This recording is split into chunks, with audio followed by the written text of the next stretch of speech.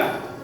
Já porque existe uma relação afetiva entre esse indivíduo e a planta. Ele aprendeu e desenvolveu, colocou sentimento naquela planta. Alguns conversam com a planta como se fosse uma criancinha, né?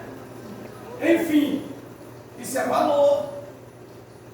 Já para outro, não faz diferença nenhuma. Uma planta é uma planta. Se quebrar, ele compra outra, está tudo certo. Na nossa vida, com relação à palavra, não é diferente. Para que a palavra de Deus ela seja valorizada por mim, é preciso existir uma relação afetiva entre mim e a palavra. Logo, quando eu digo entre mim e a palavra, eu preciso fazer uma ressalva. Porque quando a gente fala a palavra, nós estamos falando de algo que é vivo. Hebreus diz, porque a palavra 4:12, se não me engano, diz, porque a palavra de Deus, ela é viva e eficaz. Observe que ele não diz que ela é viva e eficiente.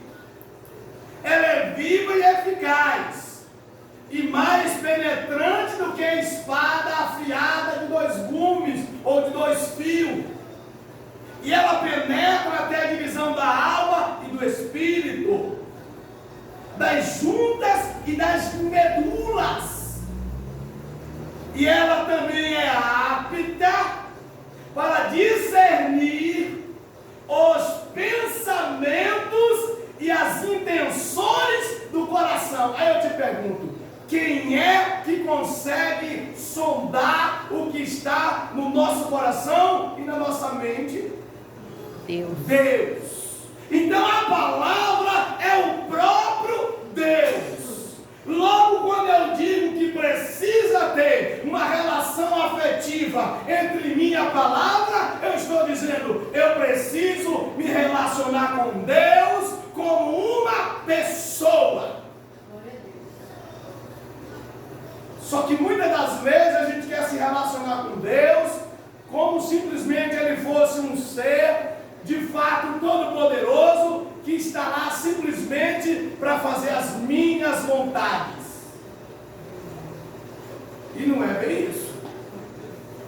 Apesar dele desejar fazer isso, mas não é assim que funciona. Observe, peraí. Veja aqui, só para a gente.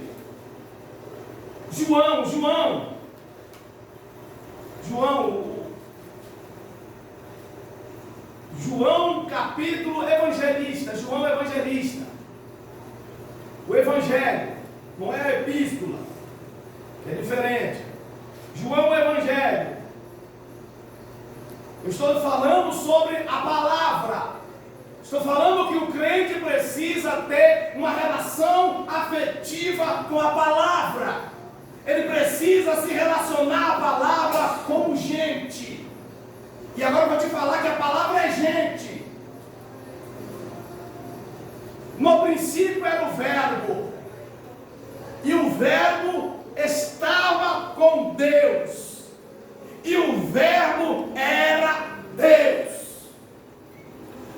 Na língua portuguesa, o verbo é quem dá movimento, é quem demonstra a ação. Tirou o verbo, acabou tudo, não tem mais nada. Não dá para falar sem o verbo. Fica uma coisa morta, uma coisa sem sentido.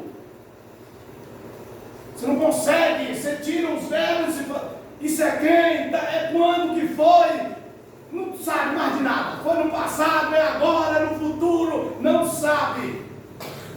Olha a importância.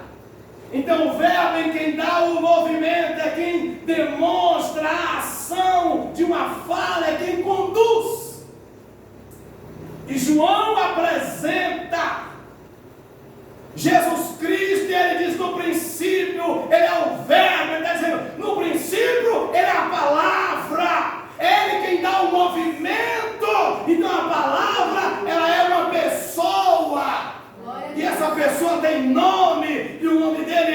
Jesus Glória a Cristo. Deus. Aleluia, Jesus. No princípio era o verbo estava com Deus e o verbo era Deus.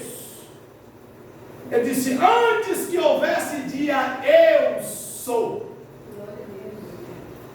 E esse verbo, essa palavra, ele é vivo. Ele diz: eu sou o caminho, eu sou a verdade e eu sou a vida.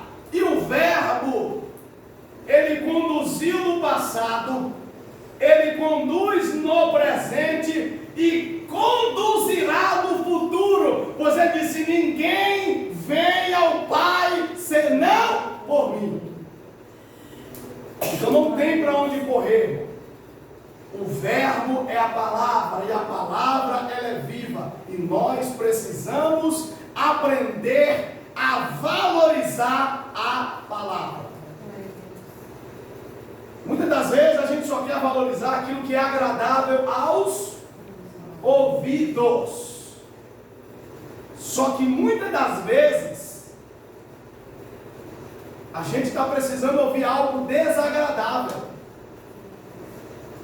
mas a gente quer algo adocicado.